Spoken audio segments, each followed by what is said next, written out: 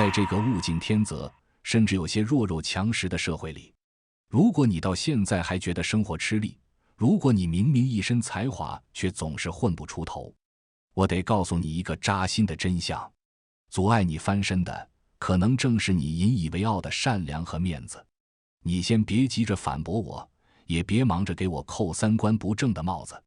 我说的这个不是让你去作奸犯科，也不是让你去丧尽天良。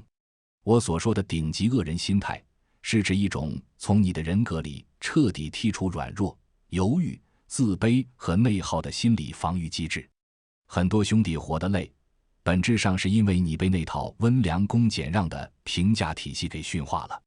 你在这个社会摸爬滚打，却带着一副沉重的枷锁。今天我就想从心理学的深度带你拆解一下，那些真正能迅速翻身的狠人，到底都在用什么样的底层逻辑在生活。这期内容会很长，甚至会挑战你过去几十年的认知，但如果你能静下心来看完，这可能是你重塑自我、拿回生命主动权的真正开始。各位，你有没有发现，咱们这一代人从小接受的教育就是要脸？这种教育在和平年代，在象牙塔里是美德，但当你进入真实的社会博弈场，它就是你的催命符。心理学上有一个词叫评价焦虑，意思是你还没开始做事，脑子里就已经预演了10000种别人嘲笑你、看不起你的画面。你想跟老板提涨薪，你觉得不好意思，怕老板觉得你贪婪；你想找客户催款，你觉得张不开嘴，怕客户觉得你现实；你想推销自己的产品，你觉得丢人，怕老同学在背后指点你。兄弟，你发现没有？这种不好意思，本质上是一种极度的自恋。你太把自己当回事了，你总觉得全天下都在盯着你，其实在别人眼里，你不过是个背景板。在真正的狠人眼里，羞耻感是成功路上的绊脚石。他们明白一个极其朴素的道理：当你没钱、没事、没结果的时候，你的面子就是地板上的鞋垫，谁都能踩两脚。我认识很多在90年代白手起家的企业家，他们当年的第一桶金几乎都是厚着脸皮抢回来的。在这个世界上，所有的老好人本质上都是被强者驯化了的精神奴隶。只要不触犯法律，只要符合你的核心利益，请你务必戒掉那毫无意义的脸红。脸红就是你亲手递给别人的刀子，别人一看你脸红，就知道你底线浅，就知道可以用道德绑架你。当你不再在乎别人怎么看你，你会发现，这个世界反而开始对你变得温柔了。咱们应该明白一个道理：愤怒是这世界上成本最高、收益最低的行为。你回想一下，你上一次和人发生争执是为了什么？是路边超车的司机，还是办公室里那个阴阳怪气的同事？如果你还会为了这些鸡毛蒜皮的小事动气，在心里演一晚上的内心戏，那我只能说，你的能量级别还太低。顶级恶人心态的第2条准则：情绪是昂贵的，只用来兑换利益，绝不消耗在垃圾人身上。在心理学上，这叫情绪解耦。真正的强者，他们的情绪阀门是断开的，他们看周围的人，不看对错，只看是不是 NPC。 如果你骂我一句，但我能从你身上赚到钱，那我不仅不会生气，我还能笑着给你递根烟。这叫虚伪吗？不，这叫专业的控制力。小孩子才争对错，成年人只看利弊。你要学会把你遇到的人想象成你生命游戏里的 NPC。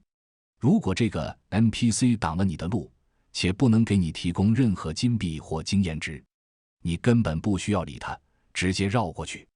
如果你因为 NPC 的一句垃圾话就停下来跟他对骂3个小时，那只能说明你跟他是一个等级的。记住，你的注意力、你的能量是用来搞钱、用来照顾家人、用来提升自我的核燃料，不是用来证明你有理的。在利益面前，对错一文不值。很多兄弟之所以一直混在底层，还有一个致命的毛病，过度思考。你想辞职创业，你纠结了3年，最后人家把那个风口都占了。你想追一个姑娘，你策划了半个月，最后人家被一个直接上去要微信的带走了。心理学管这叫慢性自我阉割。你总是在等一个完美的时机，总是在等所有人都支持你。但我告诉你，这个世界从来不奖励空想家，它只奖励行动派。狠人的逻辑是先开枪再瞄准，他们有一种近乎冷酷的执行力，决定要做一件事，瞬间屏蔽掉外界所有的杂音。能不能成？做了再说，哪怕失败了，也是在行动中收集到了真实的数据，而不是在脑子里意淫。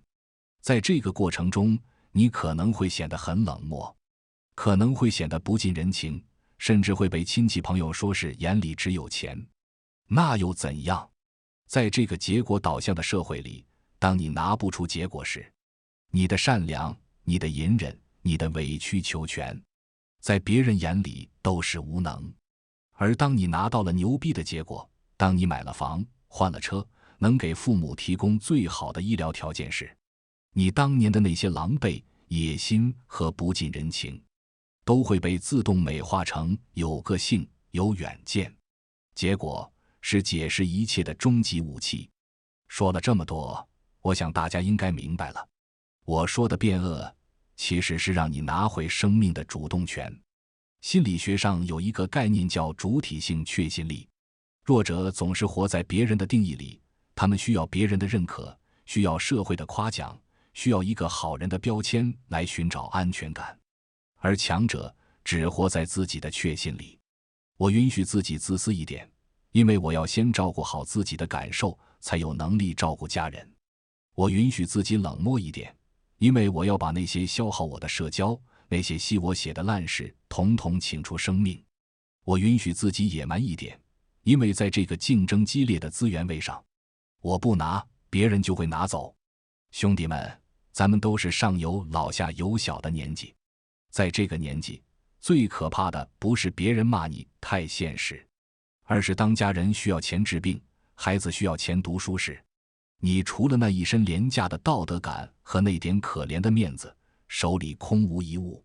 做一个让所有人都满意的好人，是一种病态的完美主义，更是弱者为了掩盖恐惧而穿上的铠甲。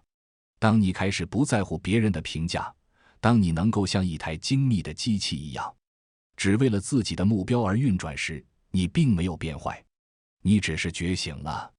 你不再是那个随波逐流的棋子，你成了执棋的那个人。真正的自由，不是你想干什么就干什么，真正的自由是你有了说不的实力，有了不看别人脸色的底气，有了在复杂世界里保持冷静的系统。从今天起，试着把那个唯唯诺诺、优柔寡断的好人埋了，做一个不脸红、不动怒、只看结果的狠人。当你变得足够强，你会发现这个世界的风向变了。曾经那些为难你的人，现在都成了你最忠实的拥护者。这就是生存的真相，虽然残酷，但它真实。我是高维认知，感谢你耐心听到这里。如果这段话刺痛了你，或者让你有一瞬间的清醒，请给一个点赞和关注。在翻身的路上，咱们结伴行。我们下期再见。